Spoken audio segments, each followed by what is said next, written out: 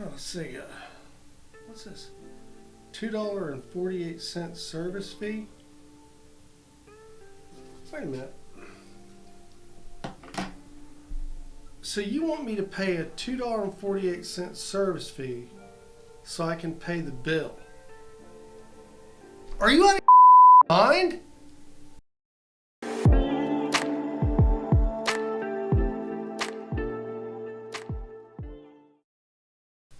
There was a time when paying your bills was simple.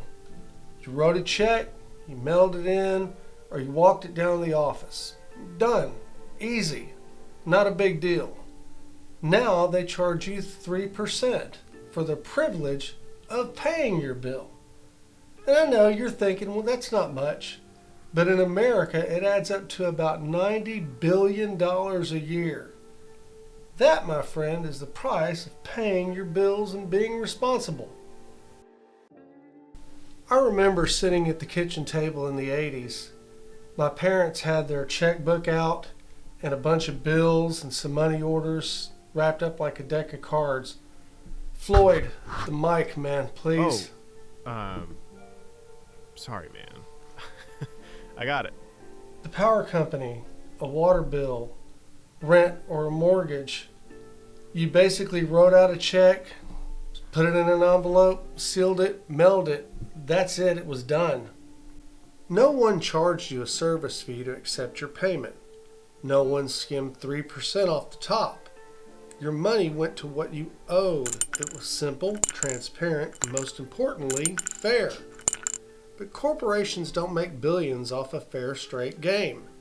They make billions off of things like invention. And in the 90s, Ticketmaster quietly invented something that would change how every industry thought about money. They figured out they could charge you just to pay them. Ticketmaster became the king of fees. Buy a $50 concert ticket, and they'd tack on $20 as a convenience fee. Why? Because they could. And once they proved it worked, it opened the floodgates. Every entity that charges consumers for goods and services could now cash in on the fee machine.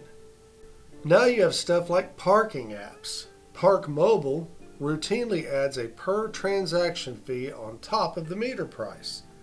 Cities and campuses list it plainly, 25 cents, 35 cents, and sometimes 50 cents per session.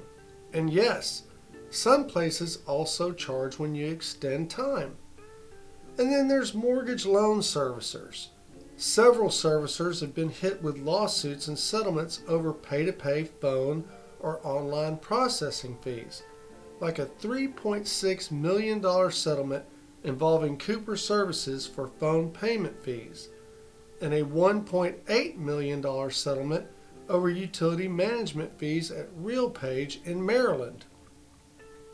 And then there's taxes. Even the IRS allows payments by card only through third-party processors, and the fee goes to the processor, not the IRS. Published rates show 1.75% to 2.89%, depending on the card and provider. Utilities have followed this.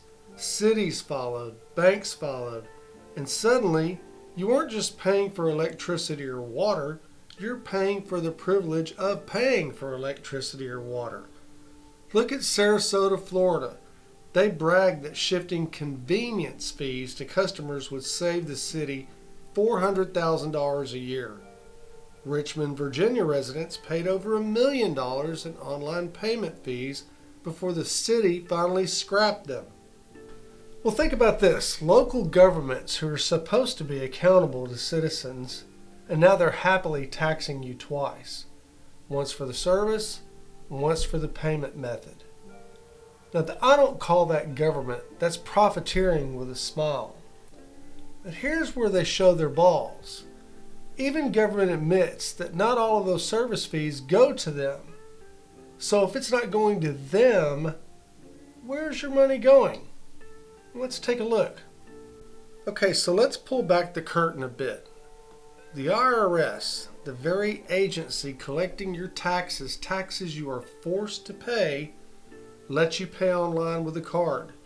Now this sounds convenient, except those fees, sometimes up to 2.89%, don't go to the government. They go straight to third-party processors. Processors that are making a ton. Park Mobile. Every time you park downtown, they tack on 35 to 50 cents just to open the app.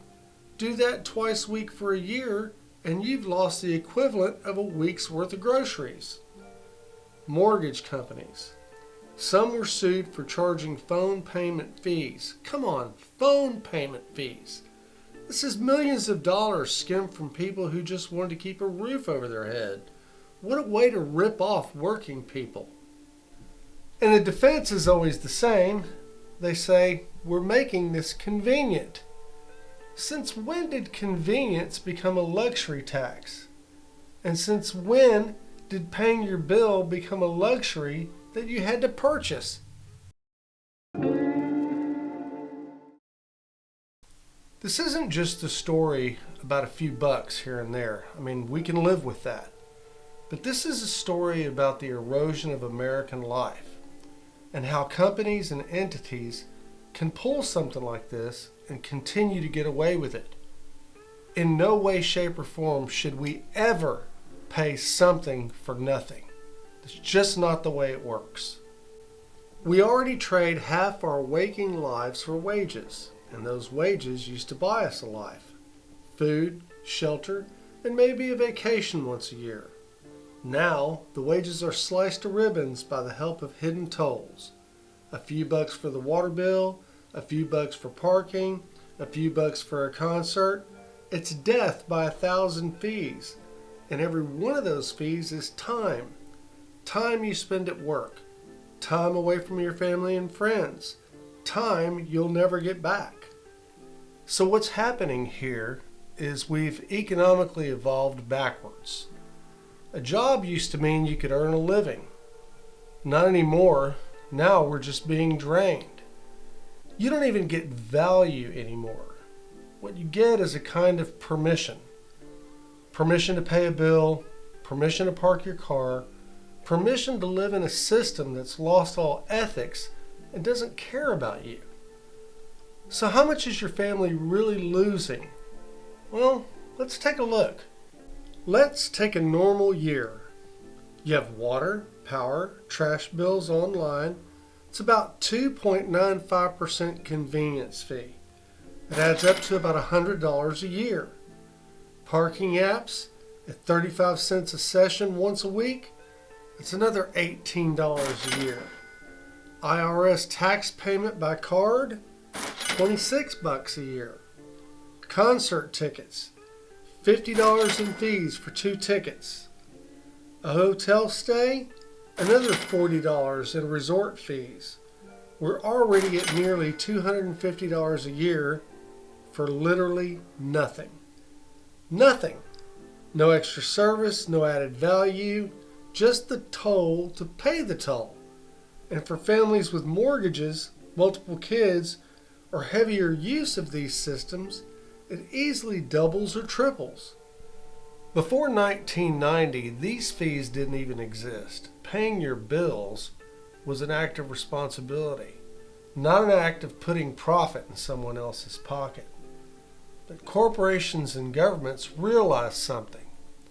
If they could train us to accept paying to be able to pay, they could train us to accept anything. And once you accept it in one part of your life, it creeps into all of your life. Soon nothing is whole anymore. Everything is sliced, packaged, metered, and sold right back to you, including the act of simply being responsible. I still remember my parents sliding that check into an envelope, no hidden fees attached, taking it to the mailbox, dropping it in, and thinking to themselves with a sigh of relief, that bill is paid. Done. Yeah, I remember that too, man. Now I log on to my own account and watch a few bucks disappear here and there, just knowing that this isn't about convenience. It's about conditioning. We've been conditioned to accept the fact that responsibility now has a surcharge. Floyd, you can't talk while I'm shooting, man. You know, we cover a lot of topics here on Hank's Think Tank, and this is one of the ones that just really kind of upset me more than most. I just hate the fact that Americans are paying for something they don't get. Surcharges, bad. Convenience fees, bad. How can a company or a government have the gall to force you to pay something and get absolutely nothing in return? You know, when I was a kid, that was a matter of ethics. So what happened to all that? I'm bothered about it. Anyway, guys, we've recently peaked out 36,000 subscribers. I think the channel's doing good. It shows that we have a good community going. I appreciate you guys watching. I appreciate you guys subscribing and supporting what we're doing here. We're trying to keep you informed. We're trying to do it in a creative way. I hope it resonates with you. Please say something in the comments and let me know how I'm doing. If you have a subject you'd like me to cover, let me know that too in the comments. Also, we've recently opened a Patreon channel. I'm going to be doing a lot of stuff with that. Some background stuff, behind the scenes stuff. Looking forward to that kind of thing. So guys, thanks again for watching. We'll see you in the next one. And I'm going to let you know exactly what's going on, how your money's being affected, how your life is being affected, how your freedom is being affected. We're going to see if we can get this thing back on the tracks someday. I'm Hank Vatt. This is Hank's Think Tank, and see you next week.